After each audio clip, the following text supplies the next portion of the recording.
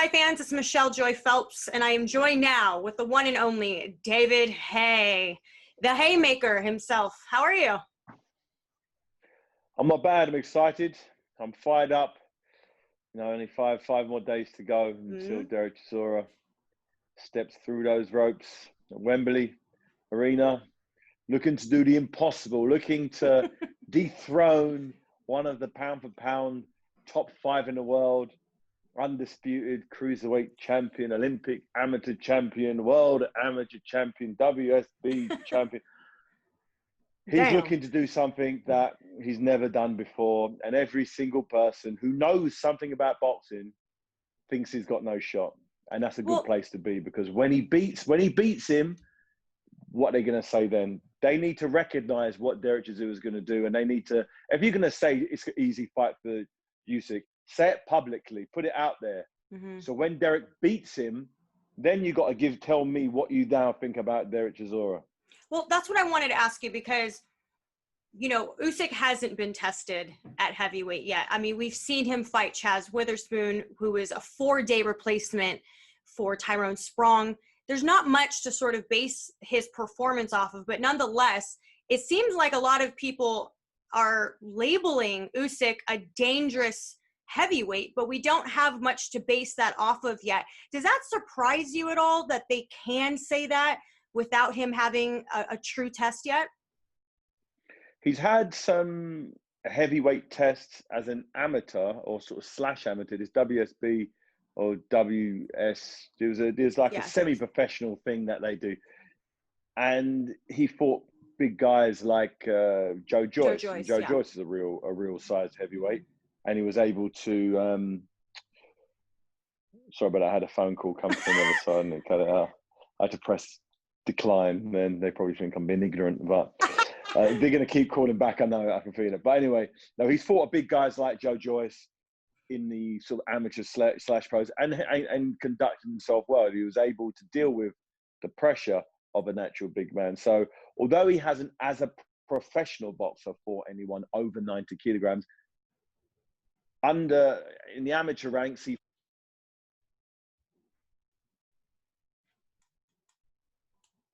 Can't hear you. Gone. Is that better? Can you hear me now? Yeah, now I hear you. Don't know what happened there. That was strange. That was really, it never happened to me before. I have no idea what that was about. Yeah, I couldn't hear you either. So what was I waffling about? You're talking about Joe Joyce. He's fought big guys, and people just automatically. I can't hear you anymore.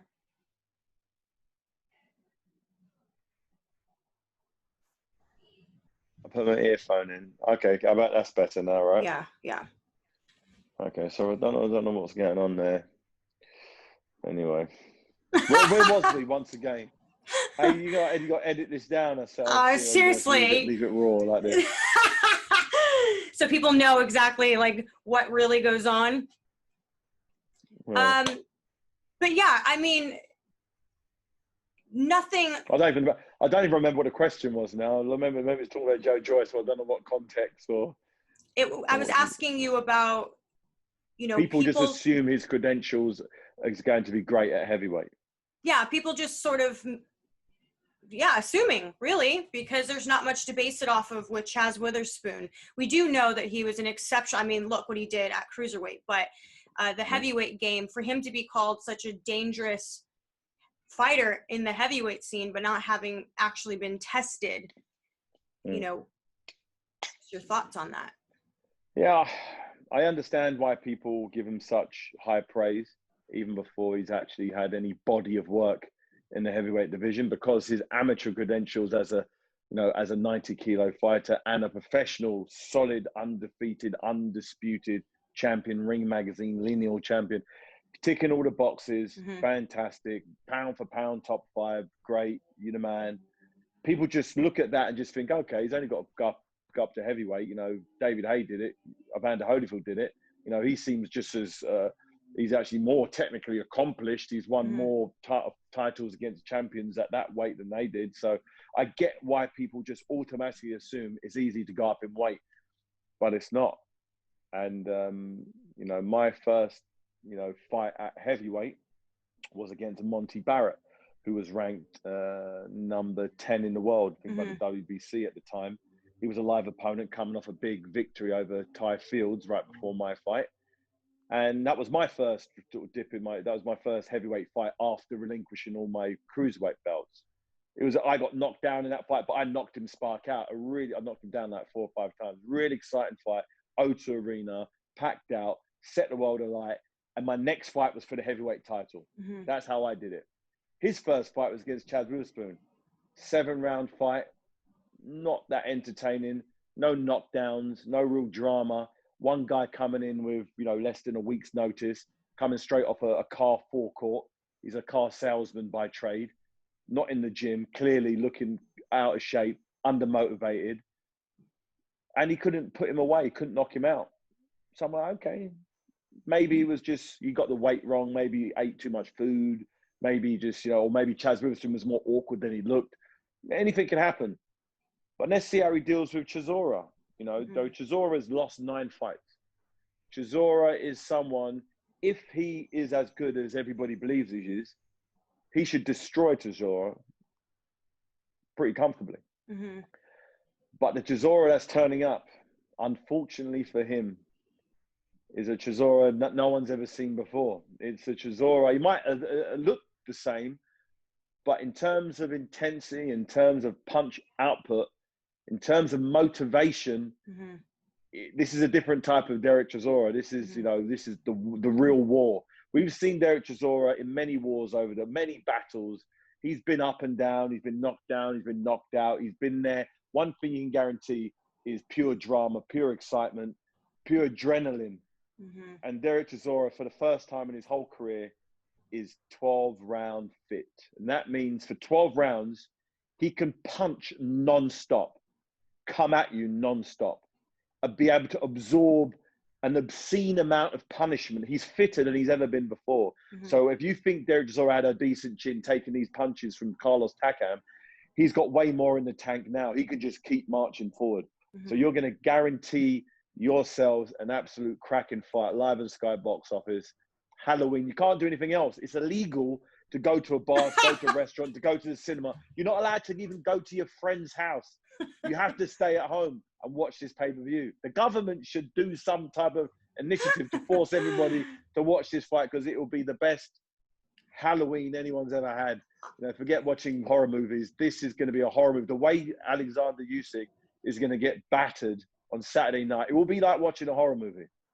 Do you reckon the pay-per-view sales should be through the roof, because it's not like people can congregate? Exactly. Usually people go to the pub to watch this type of or fight. Friends. You go to your friend's house, now everybody has to individually pay for this fight. So theoretically, you should do some great numbers. If there's ever a day to do it, Halloween is Saturday night. What are the odds of that? Yeah. And there's a global pandemic, which has never happened in the history of known man. And you've got a fight with an underdog, a British underdog fighting a Ukrainian champion who's like 12-1 to be. It's an absolutely a no-win fight on paper for Derek Chisora, but he's going to do something that Usyk isn't going to expect him to do, and you're going to see exactly what that is. And by the time he's realised what's happening, we're already in round 6, and he's out of steam. And Derek Chisora has been pounding at his body, pounding at his hips, his neck, his shoulders, his elbow. He's going to be punching any part of his body he can get his hands on. And it's going to be a beautiful thing to see. When I look at the corner, when I look at the Ukrainian corner, Papachenko had a bad night last week, real bad night. He's going to have an even worse night. At least his boy heard the final bell. Usyk isn't going to hear the final bell. It's going to be a terrible night for Ukraine. Absolutely horrendous night. His dad is going to be distraught. His 2-star pupils, Loma. And Loma was beaten by a bigger man. He was just outsized. His technique was good. The guy was fresher, too strong. He's just too much for him. It's exactly the same thing going to happen. What do you make of the Lopez was just too big. What do you think of the dynamics of fight night now? We're going to have no crowd. There isn't going to be fans there to cheer you on, to get you through those moments. how much of a factor do you think that that's going to play fight night?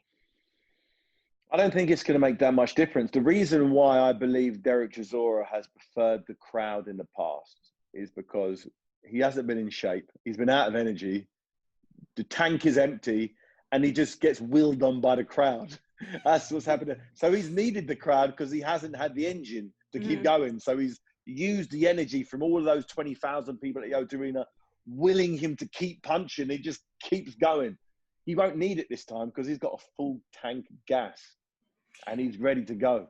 So I think it doesn't make any difference for Derek Chisora this fight. Maybe in the past, maybe for the Dillian Whyte fights or the Carlos Takam fights, if it was a quiet arena, I'm not sure how he'd have conjured up the energy to keep going. But for this fight, he's got it. It's all going to come from within. He doesn't need outside influences. He just needs a referee who knows how to count to 10 when he pounds this guy to the canvas. One of the things I love the most about the heavyweight division is how crazy things can get.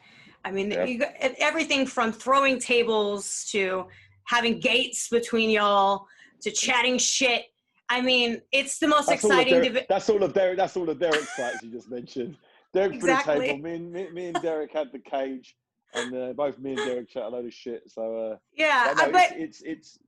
but we haven't seen that with him against Usyk. Like, you haven't seen him do any of that with Usyk.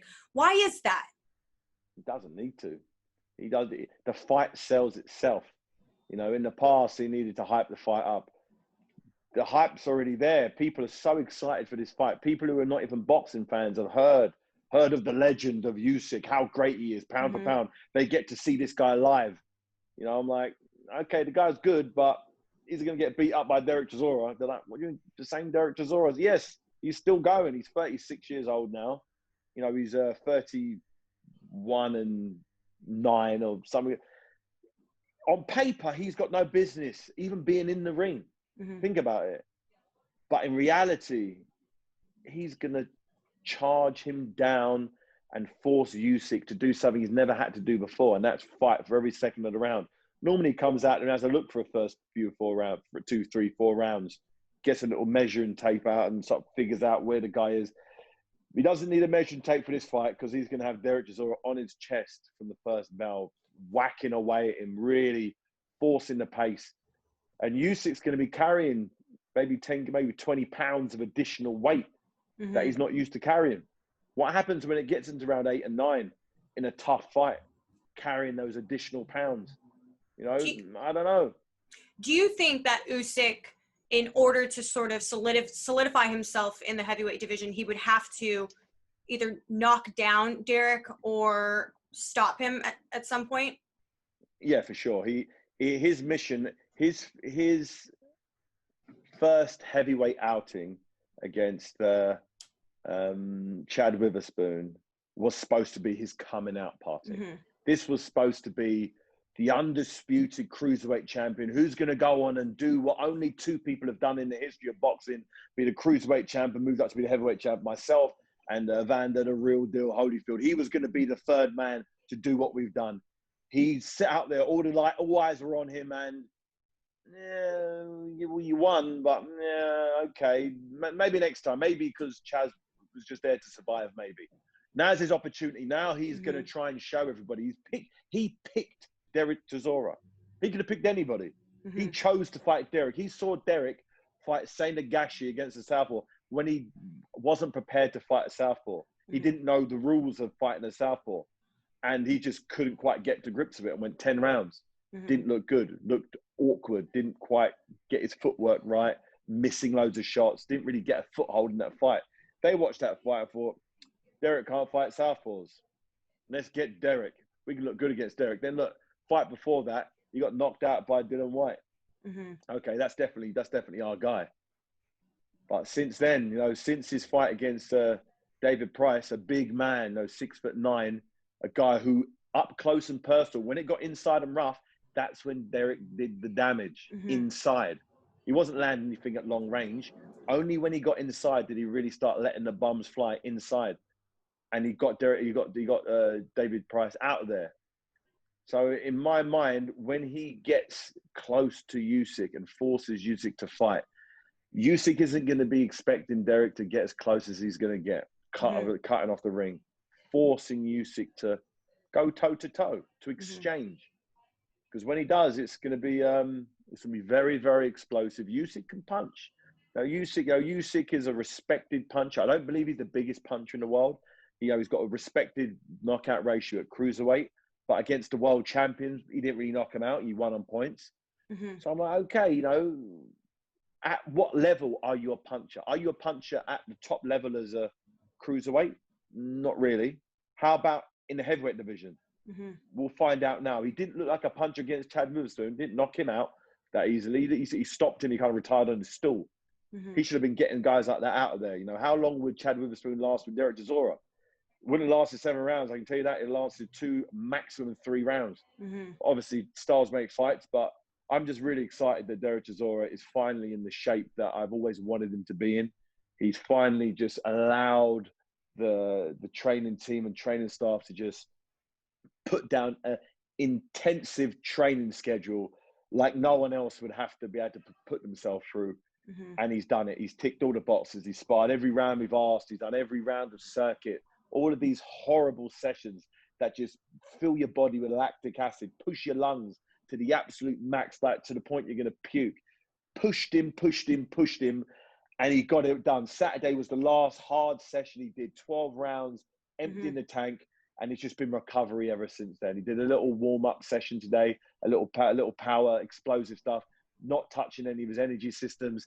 He's just going to be recovering, recuperating, rejuvenating until Saturday night, where he can unleash the beast. He can then open the cage and let him run across that ring at Usyk. And Usyk is going to try and run away for a while. But at some stage, he's going to have to hold his feet and he's going to have to go to war. And the moment he starts going to war with someone whose nickname is War, he's getting flattened. You're a great talker there. I'm just saying how it is. I'm just calling the shots I see him, and the shots are going to be coming from all angles. Yeah. Derek Chisora is, honestly, I don't know how to. Well, we know that there's a lot. The odds are so in Usyk's favor. I'm telling you, just put a little bit of money on Derek Chisora, just a little bit of something, because you're going to, on the first 6 rounds, the stoppage like 50 to 1 on some betting odds, 50 to 1 for Derek Chisora to do the unthinkable. But if you'd have seen what I've seen, look, talk to any of his sparring partners. All of his sparring partners, every single one of them, when I talked to them privately, I said, what did you think when you was coming over to spar? They thought, okay, it's going to be good, but Derek's going to get battered. Usyk is just a different level. And I said, how about now? After they sparred, they went, we didn't know Derek could do that. He'd never done it in the ring before. Why doesn't he always fought like that? And I went, exactly. This is it. He's doing stuff he's never done before. Every single sparring partner can't believe Derek Chisora is doing what he's doing. And if he can translate that into a fight, if he can translate that into fight conditions with 10, he's doing it with 20-ounce gloves on, big head guard. When you cut them gloves in half and it's all knuckle, he's hitting the top of the head, he's hitting the back of the head, the neck, around the shoulder. He's just pounding anything he can get his hands on and doing damage with massive gloves on against rock solid guys. Woo! We got ourselves an absolute barnstorm. I'm telling you, this is it. There's a lot also on the line in terms of, if Derek can pull this off, right? If Derek wins, then we know that there's the possibility, like you said, he's hoping to see a trilogy between himself and Tyson Fury. Now we know that Oleksandr Usyk is supposed to, we don't know if it's going to happen or not, he's supposed to get a shot at Anthony Joshua. It's a WBO mandatory. It's a WBO mandatory. But if Derek Chisora is to knock out Usyk, that changes everything. It does. The whole heavyweight landscape changes. Derek Chisora now becomes the man. He becomes the man that everybody wants to see fight for that title, either AJ or Fury. They want to see this new version of Derek Chisora in there against the big boys. They've seen him against the #1 WBO contender, #1 mandatory. There's nowhere else to go other than for the heavyweight title. So that's it. So and I know that I'm not going to think too far. Yeah, I'm not going to think too far into the future, because we've got like a lot of people saying a mission impossible against Usyk. but you see Saturday night, you will understand why I'm so excited right now. I've never felt this way before any of Derek Chisora's fights, because he's given me 80% in the past. And that 20%, I believe, is the difference between winning and losing. You know, against David Price, for instance, I knew the pace he set out. I know he didn't have 10 rounds of that in him, or 12 rounds of that in him. I knew that was enough to beat David Price, but that wouldn't be how fit he was for any of his other fights his whole career.